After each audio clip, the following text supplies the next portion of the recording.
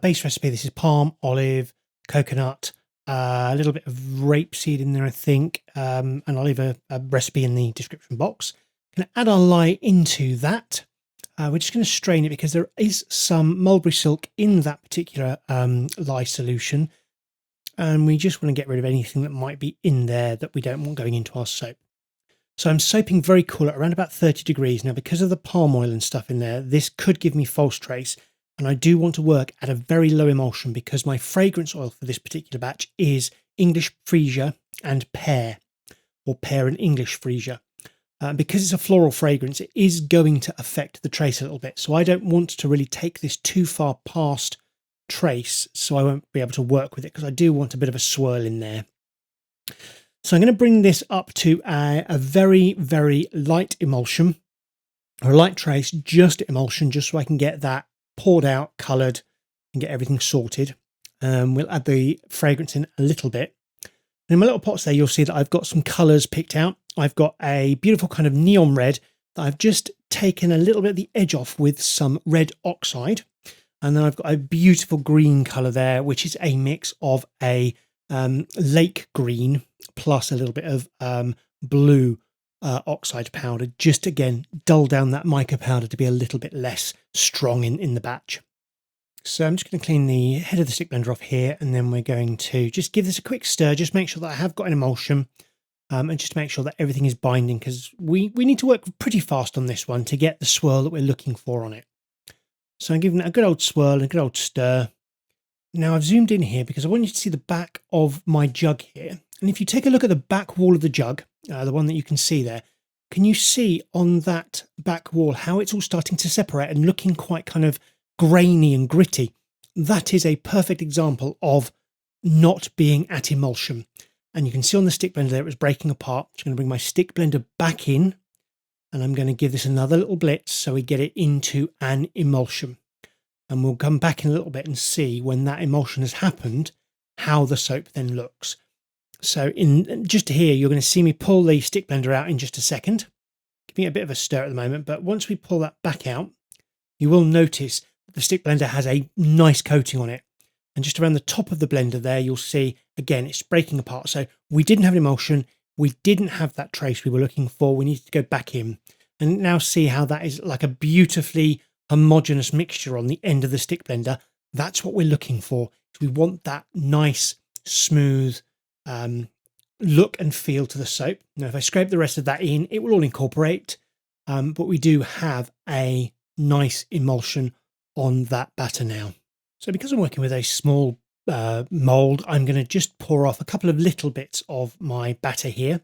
And we're going to colour one of these a nice green, one of these a lovely pink, red, and one of them, the larger amount of batter there, is going to be white.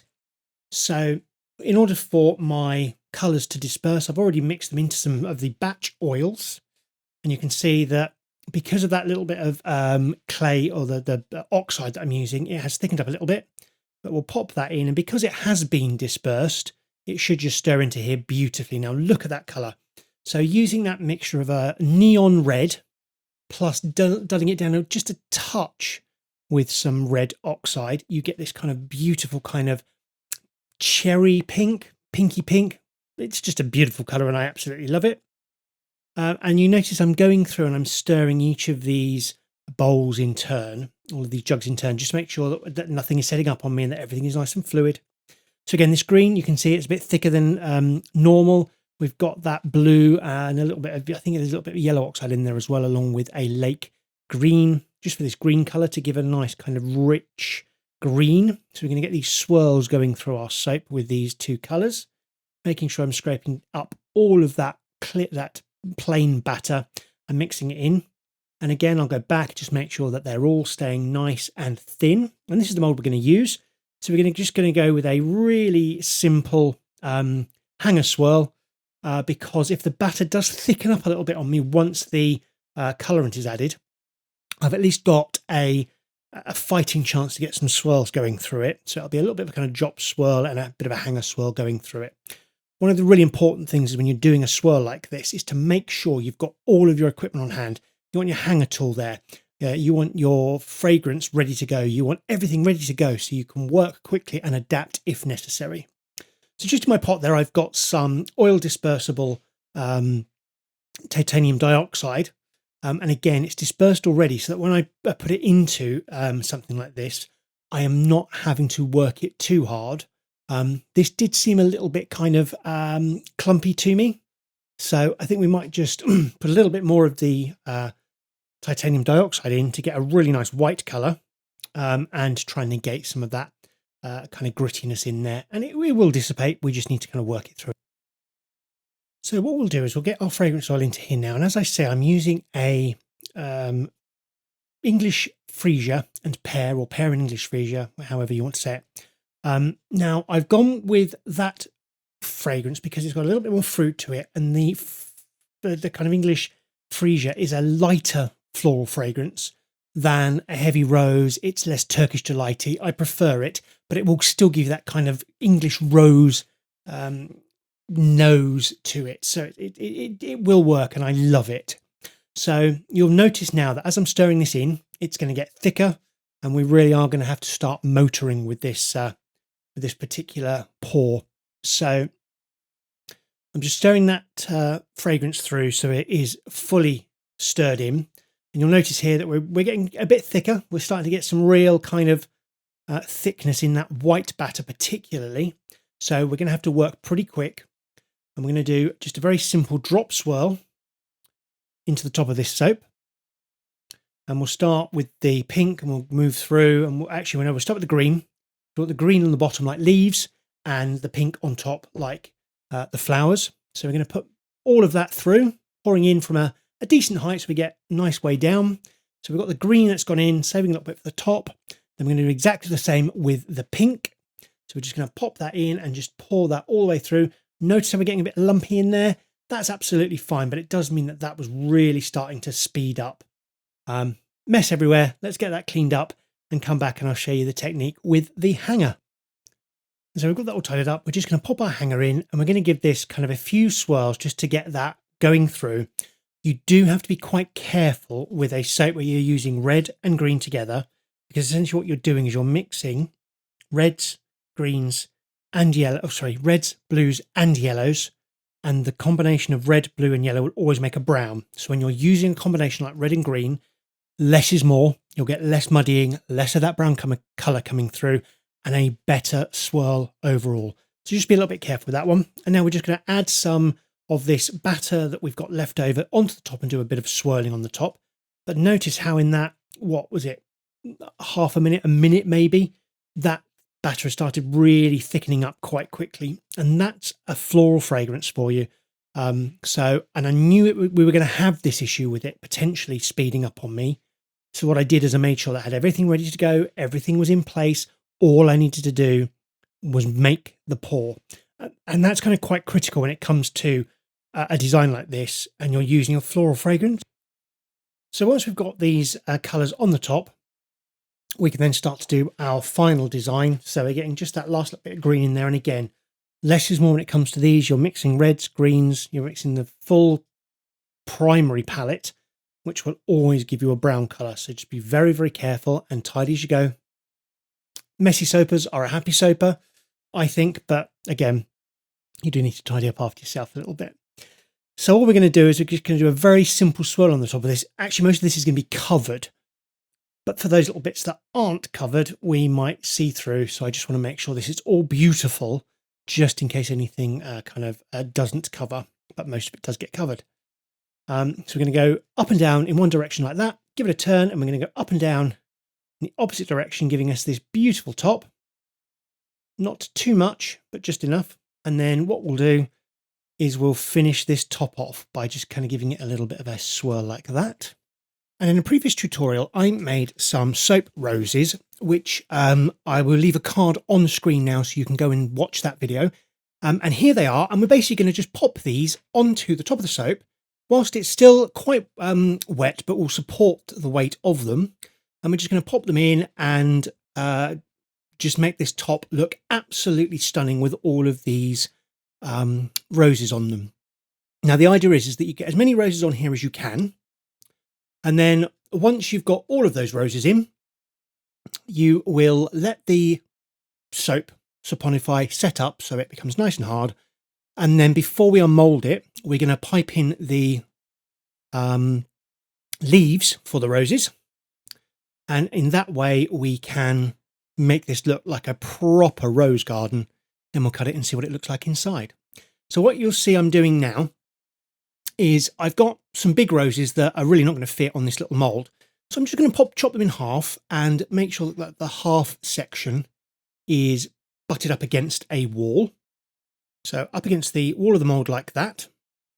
And what that allows us to then do is get, excuse the hair, that is to get the roses looking like they are in this garden. Now, I've got some little spaces there and I've got no little buds left. So what I'm going to do is just, again, cut a soap up.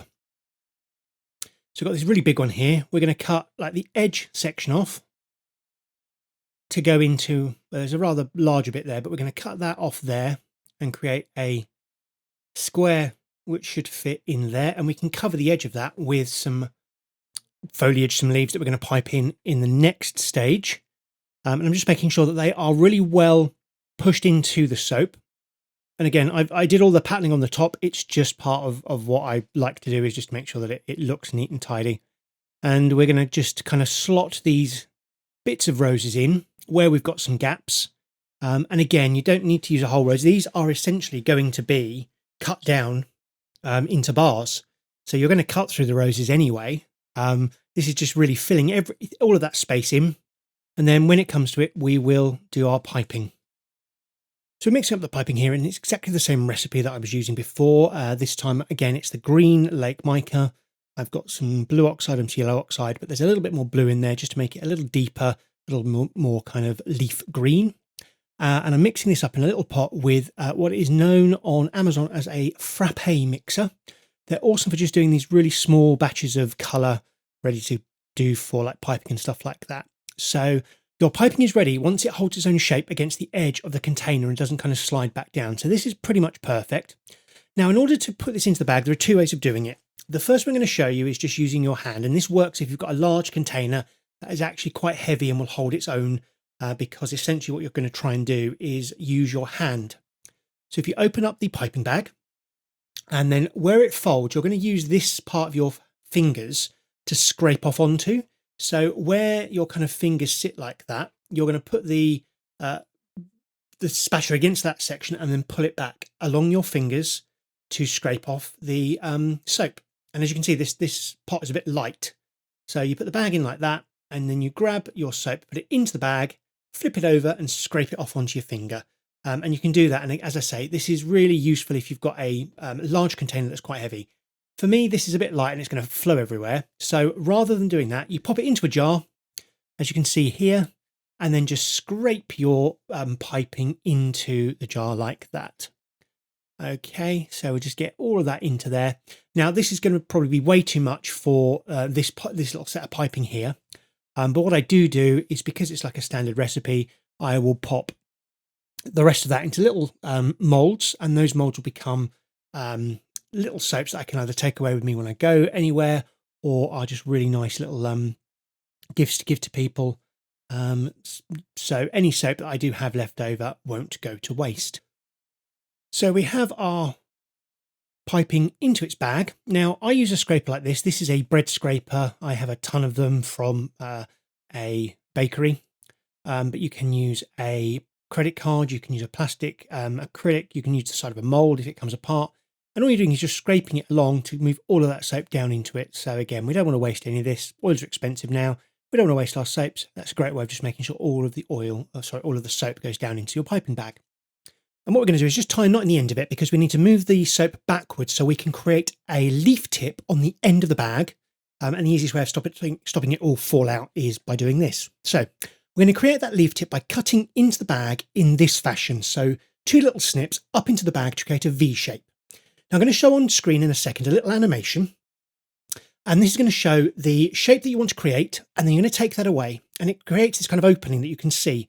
Now these points need to be at a horizontal, so like that, and you squeeze down on them like that, and it's essentially that tip is going to be at the end, So it creates striations through the leaf, and that gives you your leaf shape. And you're going to use that motion of up and down, up and down, up and down to create the striations through the leaf rather than just a stem through the center of it. So if you look at the camera just there, you can see how that kind of looks like a rose leaf with all the striations moving through it. So what we're going to do is bring our soap in and basically pipe in a load of leaves.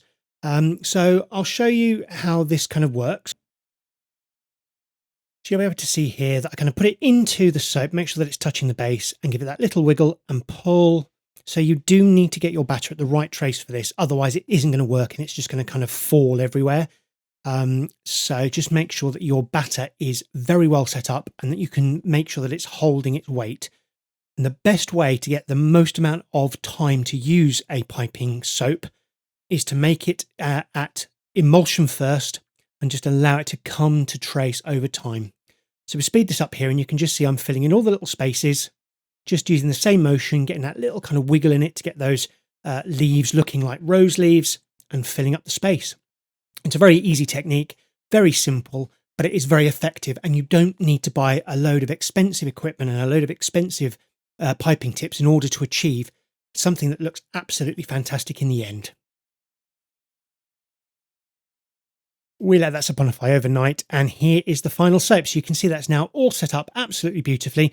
We do lose one leaf, which was on the edge, but hey, one casualty out of all of those, I'm absolutely fine with that. And then just loosen your mold, just pull it apart, just make sure you get a little bit of air in there. It's really well set up, and I didn't use any sodium lactate on this one, so this is the recipe that I use, and by allowing it to do its thing, just sit and set up, giving it a couple of days, it's absolutely fine. But if you are worried about your recipe, do use a little bit of sodium lactate. Look at that top, it's fantastic. We can see the colours going through, they're not muddy, they're nice and clear, and that's the big thing when using reds and greens together. Again, don't make it muddy. Let's have a look at how this cut. So there we have our soap. Just going to push it up, cut these into 1-inch bars. And because this is a small bar, I'm not going to take the end off. We're just going to take a full bar on this first cut. So cutting nice and slowly, but steadily and firmly through the bar, right down to the bottom, and allowing that wire to just ping through. And there are our striations. We've got this beautiful kind of hanger swirl in there.